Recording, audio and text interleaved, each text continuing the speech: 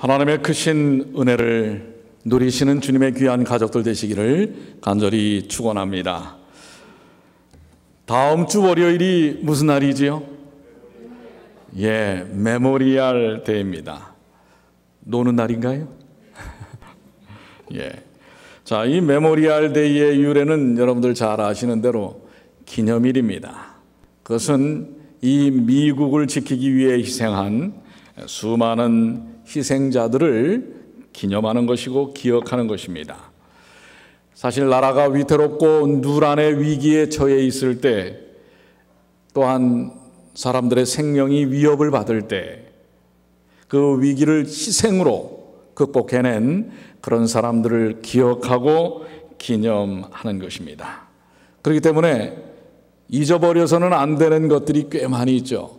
그래서 메모리얼 데이입니다. 잘 우리의 삶 속에 메모리 시키라고 하는 것입니다. 기억하라고 하는 것입니다. 근데 사실 여러분들 요즘 어떻습니까? 요즘 현대인들이 아주 너무 자주 잊어버립니다. 이 삶이 복잡하고 하루에 이 접하는 정보의 양이 너무 많다 보니까 웬만한 것들은 다 잊어버립니다. 사실 또 잊어버리지 않으면 살 수 없을지도 모릅니다. 친구들이 모여서 식사를 하고 있었습니다. 그런데 친구 중에 한 명이 야, 우리 다음 주 일요일에 골프 치러 갈까? 한 것입니다. 그랬더니 친구들이 다 좋아. 그랬더니 한 친구가 잠깐만 건망증이 심한 친구입니다. 난 수첩에 적어야 돼. 그리고선 다음 주 일요일 약속 딱 적어놨습니다. 그리고 이제 식사가 다 끝나고 친구들이 흩어질 때에 아까 그 다음 주에 골프 치러 가자고 이야기했던 친구가 아까 수첩에다가 그 약속을 적어놨던 친구에게 이야기합니다. 야, 다음 일요일 골프 약속 잊지 마. 그랬더니 이 친구가 뭐예요? 수첩을 딱 꺼내더니 뭐라고 그랬을까요? 나 그날 선약이 있는데. 그 약속이 무슨 약속이에요? 아까 적었던 골프 약속이에요. 근데 그걸 지금 잊어버린 거예요. 건망증 하니까 또 생각나는 이야기가 있습니다. 선생님이 자율학습을 하는 학생들이 있는 반에 너무 시끄러워서 뒷문을 쫙 열면서 야, 너희들 자율학습하고 있으라고 그랬더니 왜 이렇게 떠들어? 조용히 해. 그랬더니 아이들이 막 떠들다가 조용해졌습니다. 그래, 이렇게 해야지 하고선 문을 딱 닫고선 나갔습니다. 선생님이 앞문을 쭉 열더니 야, 이 반은 왜 이렇게 수업 태도가 좋아? 같은 반이에요. 근데 다른 반인 줄 알고 뒷문에서 앞문 열면서 그걸 잊어버린 거예요. 여러분들이 지금 뭘 지금 생각하시는지 잊어버리신 것 같아. 자, 그렇습니다. 너무나 자주 우리들은 잊어버리고 삽니다. 잊지 말아야 할 것도 잊어버립니다. 특별히 위기의 상황에 처해 있을 때 잊지 말아야 합니다. 여러분들 우리 메모리얼 데이를 생각하면서 좀 정말 기억해야 할 것을 메모리 시키는 그런 하루가 되시길 바라는데요. 우리 며칠 전에 5월 25일 날 한국에서 있었던 일입니다. 신문에 이렇게 사진이 나왔어요. 지금 환자들이 병원 밖에 지금 대피를 한 것입니다. 5월 25일 새벽 4시에 부산 대남대병원 1층에서 불이 났습니다. 그때 그 병원 6층짜리 건물에는 500명이 입원을 하고 있었습니다. 새벽 아닙니까? 그런데 1층에서 불이 나서 막 이제 불이 활활 올라타고 있는데, 그렇게 여러분들 사실 요즘 우리 한국은 이런 재난이 일어나면 트라우마가 있잖아요. 뭐가 딱 생각이 나세요? 세월호가 생각이 나잖아요. 그 재난의 상황에서 어떻게 해야 될지 허둥지둥 할 일을 못 찾아서 결국은 수많은 우리 학생들이 죽지 않았습니까? 그런데 이 병원의 직원들과 소방관들은 그 500명이 만약에 1층의 입구에 몰렸다면 6층까지 있는 이 500명이 한꺼번에 몰려 내려오면 불 때문에 죽는 게 아니라 뭐 때문에 죽어요? 계단에서 밟혀 죽습니다. 그런데 놀랍게도 20분 동안 이 500명의 환자들, 정확하게 518명입니다. 20분 만에 모든 환자들이 한 사람도 다치지 않냐고, 연탄이 아니라 그 연기. 제가 옛날에 연탄 떼던 시절이 있어갖고 연탄이 생각이 나나 봐요. 그 연기 한 모금도 마시지 아니하고 빠져나왔어요. 어떻게 그럴 수 있었을까? 그 얼마 전에 이 대남병원이 이 화재 예방에 대한 여러 가지 지적을 받았습니다. 소방서로부터. 그래서 그 부분에 대한 지적받은 것, 예를 들어서 비상구를 문을 잠가 놓는다든지 이러한 부분들, 또 한 번에 소화기가 제대로 잘 작동할 수 있는지 이런 것들에 대한 것을 얼마 전에 이 지적을 받았어요. 그래서 그거를 마침 이 병원 관계자들은 그것을 다 보수를 하고 그 다음에 거기에 대한 훈련을 했습니다. 그래서 재난 상황에서 어떻게 빠져나가야 할지에 대한 훈련을 했는데, 여기 이렇게 그 총무과장이 인터뷰를 했어요. 지적 사항을 고치고 평소 화재 매뉴얼에 따라, 무엇에 따라요? 매뉴얼에 따라 훈련을 해왔기에 단 한 명의 인명사고도 없었다고 생각합니다. 솔직히 우리 3년 전에 세월호 사건이 있을 때 거기에 재난대책에 대한 매뉴얼이 있었는지 모르겠어요. 만약에 재난대책에 매뉴얼이 있었다면, 매뉴얼대로 따라 했다면 그렇게 사람들이 몇 시간 있었잖아요, 시간이. 아니, 그리고 몇십 분 동안 살아날 수 있었던 시간들이 있었잖아요. 뭘 따르지 않은 거예요? 매뉴얼 따르지 않았을 뿐더러 매뉴얼을 따라서 지켜야 할 선장부터 어떻게 했어요? 냅다 속옷바람에 도망가지 않았습니까? 오늘 제목이 뭡니까? 그리스도인의 매뉴얼. 우리가 기억해야 될 건 뭘까요? 영적인 위기 상황, 우리의 삶에 있어서의 사탄의 도전에 대하여 우리는 어떤 매뉴얼을 갖고 있는가? 또 그 매뉴얼을 따라서 어떻게 살아야 할 것인가? 오늘 그 매뉴얼을 성경 가운데서 우리가 한번 찾아봅니다. 자, 사도행전 1장 4절로 5절, 영적인 위기 상황. 제가 어제 아주 충격을 받았어요. 갑자기 제가 찬양 유튜브를, 제가 이렇게 운전을 하면서 찬양 유튜브를 틀거든요. 근데 갑자기 그 밑에 오늘날의 영국의 아주 심각한 영적 상태라는 그런 그 유튜브가 한 10분짜리가 있더라고요. 그 주된 내용이 무엇이냐면, 지금 영국이 동성결혼 합법화를 한 이후에 일어나는 심각한 문제들입니다. 심지어는 어느 교회 목회자가 동성결혼은 합법적이 성서적이지 않습니다. 그리고 이슬람에 대해서 부정적인 이야기를 했어요. 수가 들어왔어요. 지금 그런 시대에 우리가 살고 있습니다. 대단한 영적인 도전에 직면해 있습니다. 남자가 남자와 결혼을 하고 여자와 여자가 결혼을 하는데 더 심각한 문제는 뭔지 아세요? 남자 아빠, 남자 엄마. 다른 사람의 유전자를, 그 정자와 난자를 받아갖고선 인공수정을 해서 아이들을 뭐예요? 이제는 출산을 하는 게 아니라 양산을 해낸다고 하는 것입니다. 그리고 생명을 뭐예요? 아주 경시하는 것입니다. 그래서 그 수정된 생명체들을 때로는 폐기해버리기도 하고, 이런 일들이 지금, 이런 여러분들 영적인 심각한 도전 속에 우리가 지금 처해져 있는 이 상황에서 어떻게 그리스도인으로서의 영적 삶의 매뉴얼이 있을까? 무엇일까? 자, 다시 한번 우리 다 같이 한번 읽어볼까요? 사도와 함께 모이사, 시작. 사도와 함께 모이사 그들에게 분바여 이르시되 예루살렘을 떠나지 말고 내게서 들은 바 아버지께서 약속하신 것을 기다리라. 요한은 물로 침례를 베풀었으나 너희는 몇 날이 못되어 성령으로 침례를 받으리라 하셨느니라.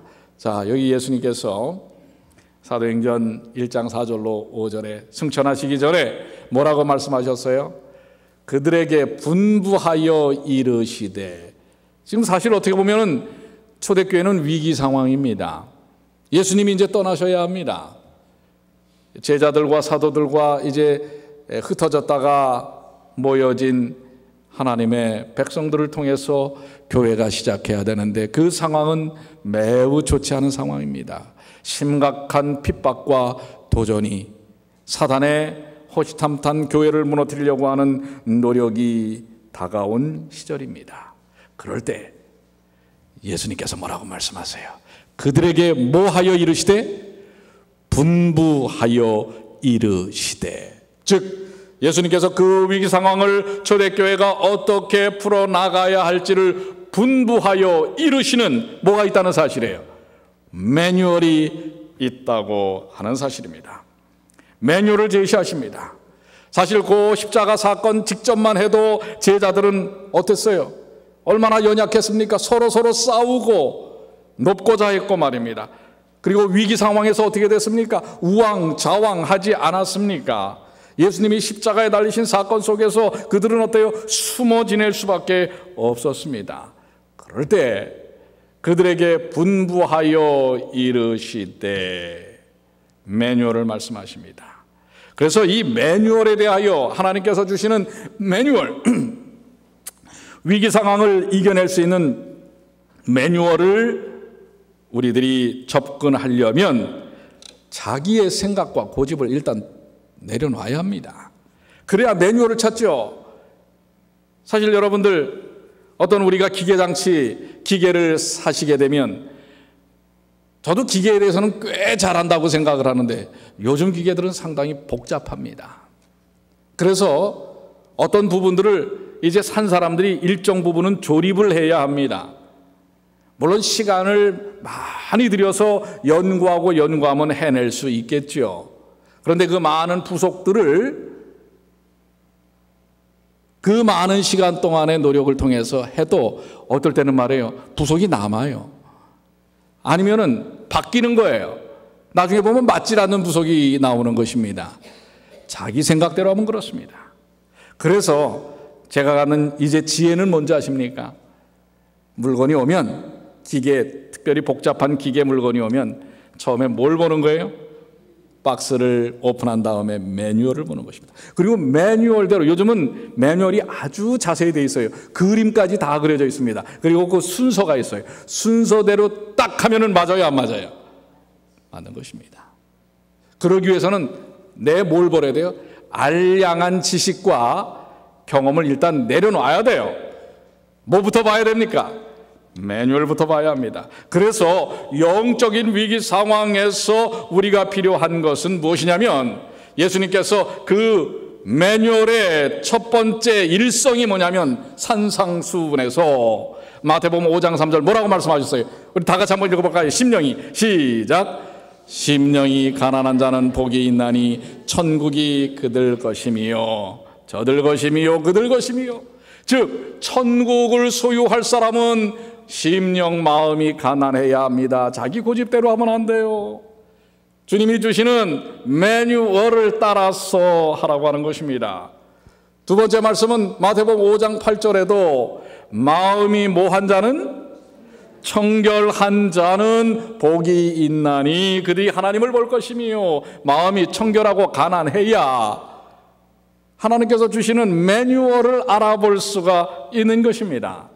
그 말씀을 사도 바울은 그의 제자 디모데를 가리키면서 양육하면서 뭐라고 얘기했어요? 디모데후서 2장 20절로 21절에 큰 집에는 금그릇과 은그릇뿐 아니라 나무그릇과 질그릇도 있어 귀하게 쓰이는 것도 있고 천하게 쓰이는 것도 있나니 그러므로 누구든지 이런 것에서 자기를 어떻게 하면, 어떻게 하라고요? 깨끗하게 하면, 아까 뭐예요? 심령이 가난한 자, 마음이 청결한 자, 여기는 자기를 깨끗하게 하면 다 똑같은 의미를 갖고 있습니다. 비유라고 하는 것입니다. 즉 금그릇이나 은그릇이나 나무그릇이나 질그릇 그 재질의 문제가 있는 게 아니라 그릇의 가치는 뭐에 의해서 선택되어진다? 비워져 있음에 의하여 선택되어진다고 하는 것입니다. 비워있지 않으면 말이에요, 쓸 수 있어요, 없어요? 쓸 수가 없는 것입니다.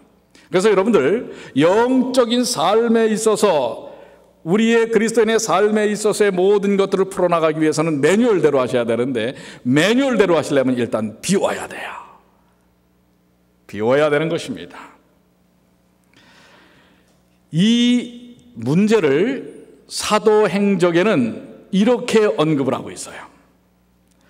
불화와 최상권을 잡으려는 모든 욕망을 버리고 그들은 그리스도인 교제를 통하여 모두 친밀해졌다. 즉 예수님의 제자들이 그 이전에 가졌던 높고자 하는 마음, 자기를 드러내려고 하는 마음, 이런 불화와 최상권을 잡으려고 하는 모든 욕망을 버리고 뭐예요?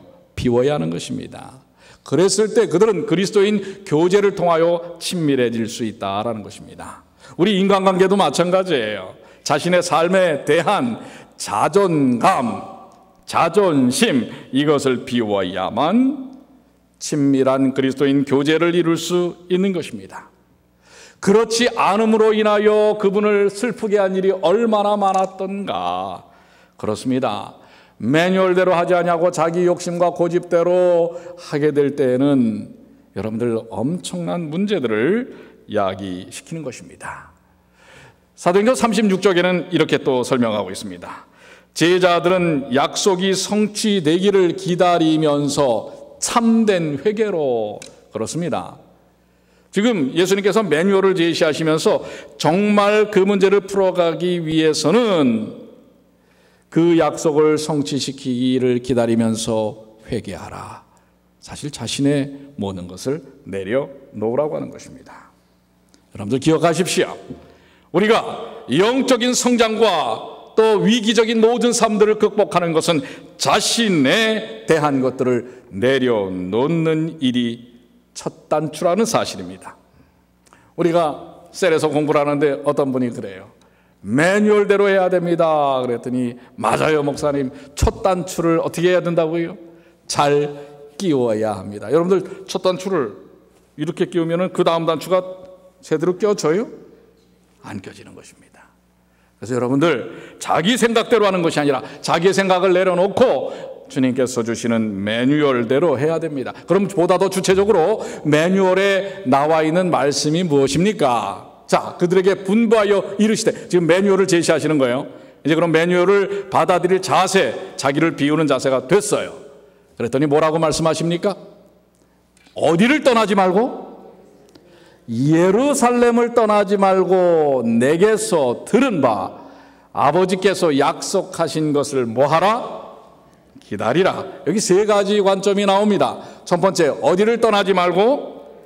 예루살렘을 떠나지 말라.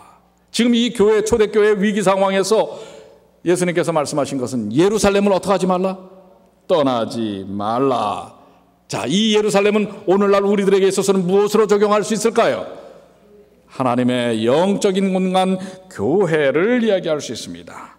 사도행전 35쪽에는 그들은 그리스도의 명령에 순종하여 예루살렘에서 아버지의 약속을, 즉 성령의 부어주심을 기다렸다. 어디서 기다렸다고요?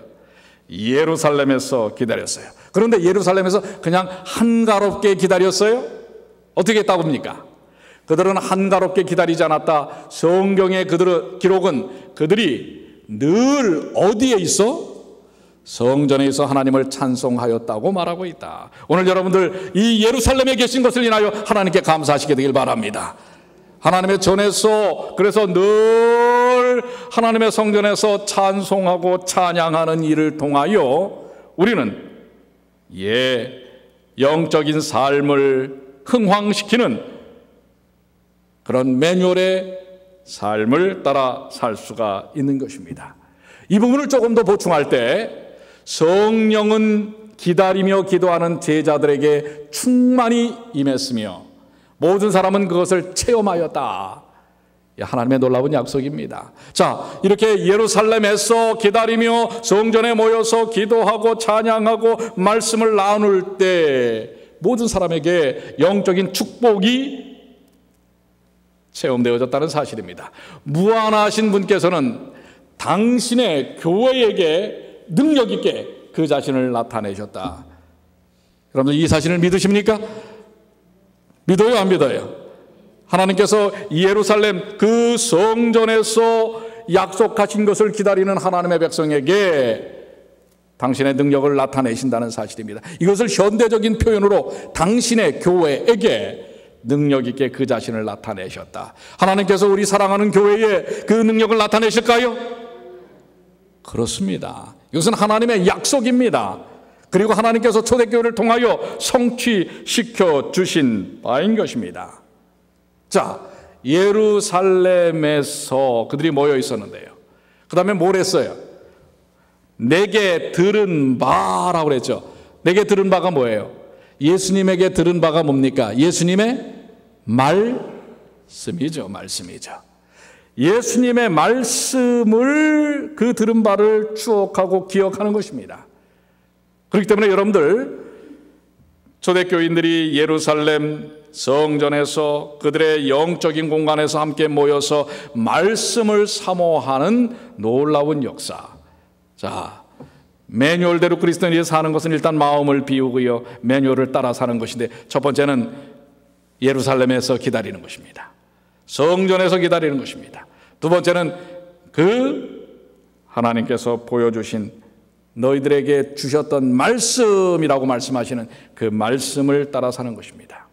사도행전 37쪽에 이 준비의 날들은 깊이 마음을 살피는 날들이었다. 부조들의 시대에도 종종 성령의 역사가 특별한 방법으로 나타나기는 했으나 결코 충만히 임하지는 않았다. 이게 무슨 얘기예요? 구약 시대에도 성령의 역사가 있었지만 그렇게 충만하지는 않았다고 하는 것입니다. 이제 구주의 말씀에 순종하여 제자들은 이 말씀을 위해 탄원하였고 이에 대하여 그리스도께서는 하늘에서 간구하셨다. 그분은 당신의 백성에게 부어줄 성령의 선물을 간구하였다. 그러니까 지금 뭐예요? 구주의 말씀에 순종하는 이 순간 예전 과거 역사 구약시대 때 보여주지 않았던 놀라운 성령 충만의 역사를 보여주시겠다고 하는 것입니다.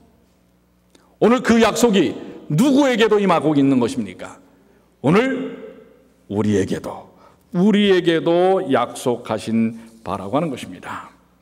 이것은 세 번째로 매뉴얼의 세 번째 얘기하는 것은 약속한 것을 기다리라고 하는 것입니다. 자, 이 약속된 것이 무엇입니까? 예수께서 약속하신 것이 뭐예요?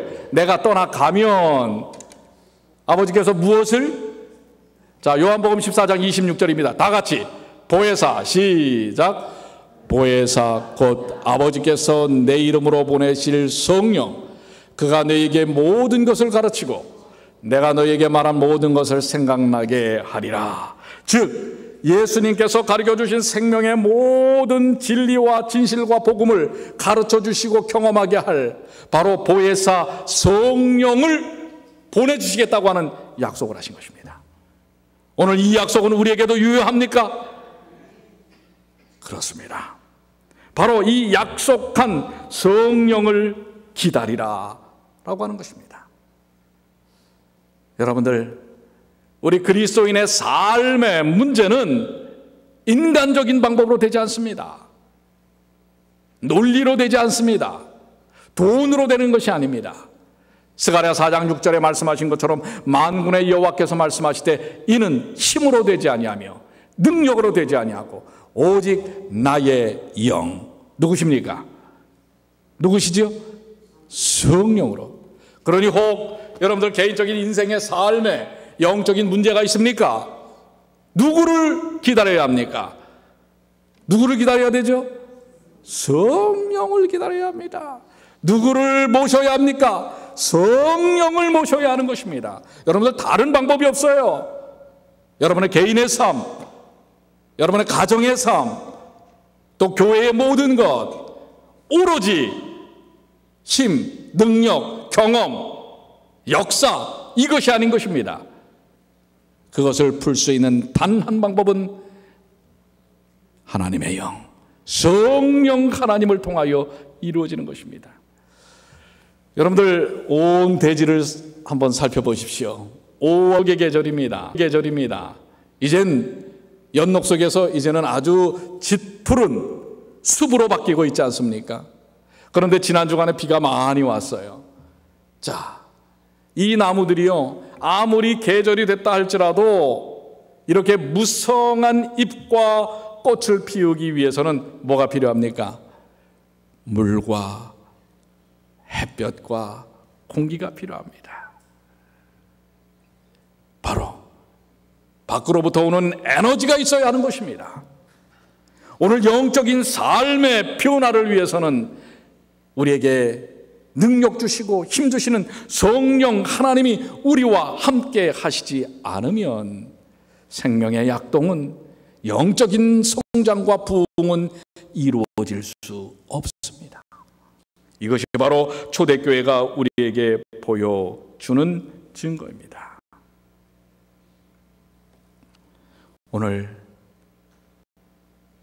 예수님은 우리에게 인생의 위기에서, 영적인 도전에서 그 위기를 극복할 수 있는 매뉴얼로 바로 약속된 성령님을 주시겠다고 하신 것입니다. 그리고 성령님이 우리와 함께 있어야 하는 것입니다. 그래서 여러분들 사도행전 2장 1절로 4절에 그 약속된 성령 하나님께서 어떻게 역사하시는지를 보여주고 있지 않습니까? 자, 사도행전 2장 1절로 4절입니다.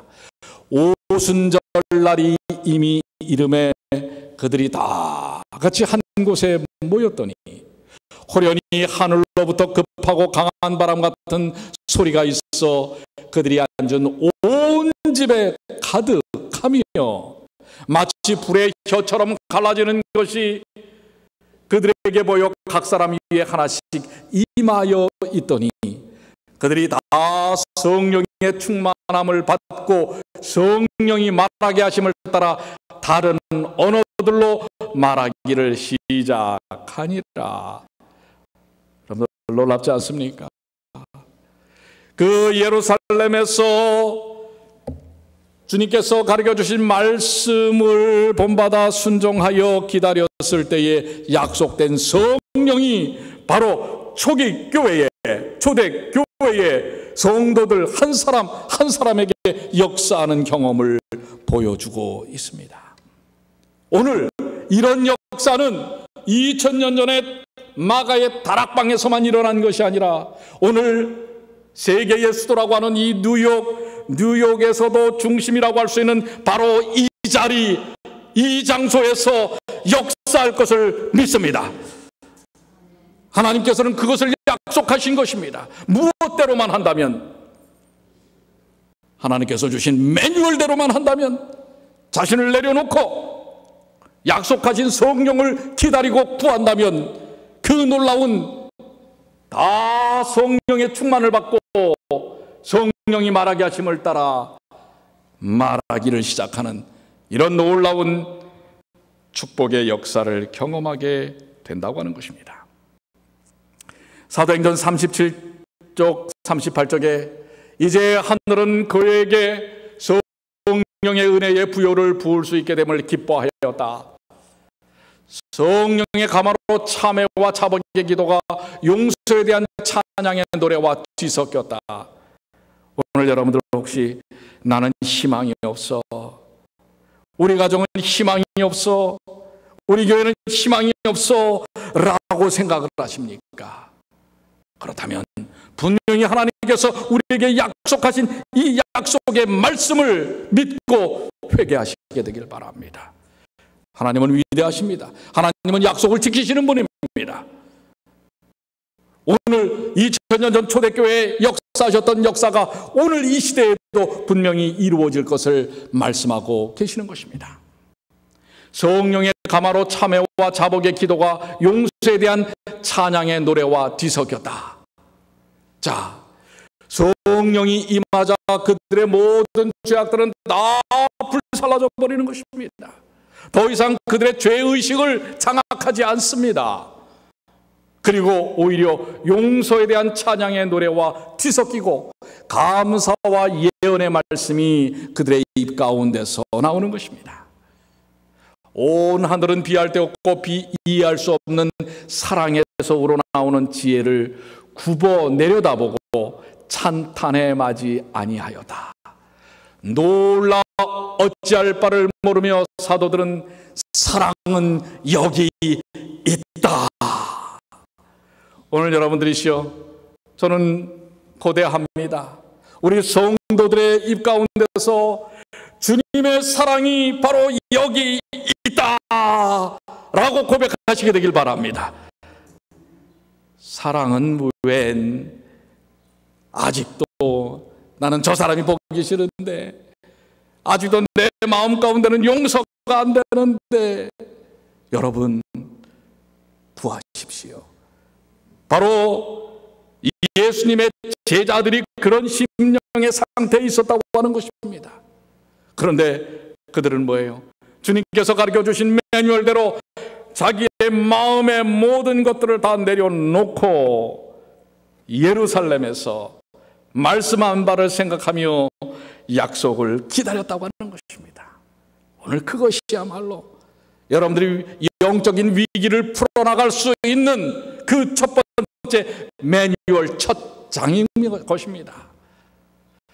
제자들은 나누어 주신 선물을 붙잡았다. 그러자 어떤 일이 일어나는가? 여러분들, 그 선물을 부여잡았을 때에 어떤 일이 일어났어요?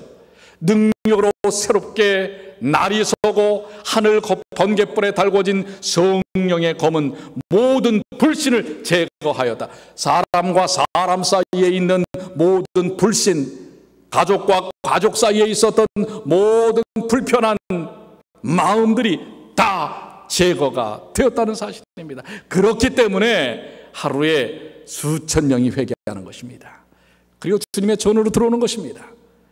여러분, 이 약속된 성령의 역사 없이는요, 외부로부터 오는 물과 공기와 햇볕이라는 에너지 없이 나무가 자라날 수 없는 것처럼, 생명을 유지할 수 없는 것처럼, 성령 하나님이 우리와 함께 하시지 않는다면 그리스도인의 삶의 생명력은 끊어져 버리는 것입니다. 그러기에 오늘 우리에게 주시고자 하시는 그 주심에 대하여 한량없이 기꺼이 주시려고 하는 하나님의 이 놀라운 사랑을, 십자가의 사랑을 왜 성령님을 주시려고 하셨습니까? 우리를 살리기 위하여, 그러기 위하여 예수님께서 십자가에 달려 돌아가시지 않았습니까? 바로 여러분 한 사람 한 사람은 그런 소중한 사람입니다. 여러분을 여러분 스스로가 소홀히 여기시지 않게 되길 바랍니다. 여러분을 여러분이 사랑하시게 되길 바랍니다. 어떻게 보면 자기 자신이 자기를 사랑하지 않을 때가 많아요. 그런데 그런 우리를 하나님은 사랑하십니다. 제가 어떤 책을 보다가 아마 인류의 최초의 안식일 날 하나님께서 첫 인류였던 아담과 하와에게 아마 이런 시를 들려주지 않았을까라는 심정으로 제가 그 시를 읽었어요. 그런데 오늘 이 안식일이 하나님께서 여러분을 향하여 첫 번째 대면하는 날이라고 생각하고 그 시를 하나님께서 여러분에게 들려주신다고 생각하고 이 시를 한번 좀 여러분들이 들어보시길 바랍니다. 시의 제목은 생일을 맞은 그대에게, 홍수이라고 하는 시인이 쓴 것입니다. 여러분들 그 첫 안식일에 아담과 하와에게 하나님께서 말씀하신 것처럼 오늘 여러분에게 말씀하신다고 생각하고 들어보십시오. 당신의 생일을 축하합니다. 바로 오늘 태어난 사랑스러운 이여, 밤하늘 별처럼 많고 많은 사람 중에도 당신은 오직 한 사람. 눈을 감고 가만히 생각해 봐요. 꽃들도 저마도 하나이듯 한낮의 태양도 하나이듯 당신은 이 세상 그 누구도 대신할 수 없는 오직 한 사람이란 걸 얼마나 아름답고 신비로운 기적인가요? 당신은 축복받아 마땅한 사람, 온 세상을 당신께 드립니다. 산과 바다, 이 기쁨 모두 당신께 드립니다. 오늘 우리 주님이 여러분에게 이렇게 이야기하시지 않습니까? 오늘 이 축복의 날 안식일을 통해서 오늘 예수 그리스도의 십자가를 통하여 거듭난 우리들에게 오늘 이 날이 영적으로 다시 한번 거듭나는 귀한 생일을 맞이한 날이라고 생각하십시오. 그리고 여러분이 얼마나 놀라운 것입니까? 여러분이 이렇게 이 자리에 있다는 것 자체가 신비로운 기적인 것입니다. 여러분은 그 어떤 것보다도 놀라운 하나님의 축복을 받은 사람들입니다. 여러분 그렇지 않습니까? 아멘입니까? 오늘 하나님은 여러분을 그렇게 사랑하십니다. 그리고 보혜사 성령님을 주셔서 보내주셔서 여러분이 살아 움직이도록 하십니다. 여러분은 죽어있는 사람들이 아닙니다. 살아있는 사람이 되어야 합니다. 주님 안에서 그 놀라운 축복들을 누리시게 되길 바랍니다. 그게 바로 매뉴얼대로 살면 여러분들 이 축복을 누리게 됩니다. 요한복음 16장 23절로 24절에 너희가 무엇이든지 아버지께 구하는 것을 내 이름으로 주시리라. 지금까지는 너희가 내 이름으로 아무것도 구하지 아니하였으나 구하라. 그리하면 받으리니 너희 기쁨이 충만하리라. 왜 내 이름으로 아무것도 구하지 아니하였다고 얘기하고 계실까요? 엉뚱한 걸 구했기 때문에 그래요. 여러분들 정말 우리가 진짜 뭘 구해야 합니까? 누구를 구해야 되죠? 성령 하나님을 구하십시오. 성령님을 구하셔서 약속된 성령을 통하여 우리의 모든 삶이 죄악에서부터 떨쳐지고 놀라운 기쁨의 삶, 우리가 얼마나 소중한 존재인지를 깨닫고 사는 그런 삶을 이루시게 되길 바랍니다. 그래서 결론적으로 요한복음 16장 13절은 진리의 성령이 오시면 그가 너희를 모든 진리 가운데로 인도하시리니 이걸까 저걸까 고민하고 낙담하고 절망하고 하는 그런 인생이 아니라 분명히 우리가 마땅히 가야 할 길들을 가는 진리를 알지니 진리가 너희를 자유케 하리라는 진리 안에서의 진정한 자유를 성령께서 진리의 영께서 경험케 하신다고 하는 사실입니다. 그가 자유로 말하지 않고 오직 듣는 것을 말하시며 장래일을 너희에게 알리시리라. 그래서 우리의 미래에 대하여 두렵지 않습니다. 왜요? 우리의 미래가 어떤지를 우리는 정확하게 알기 때문에 그렇습니다. 오늘 이런 놀라운 축복, 그리스도인의 매뉴얼 1장 성령을 구하라, 이 귀한 삶을 사시는 주님의 귀한 자녀들이 되시기를 간절히 축복합니다. 기도하시겠습니다.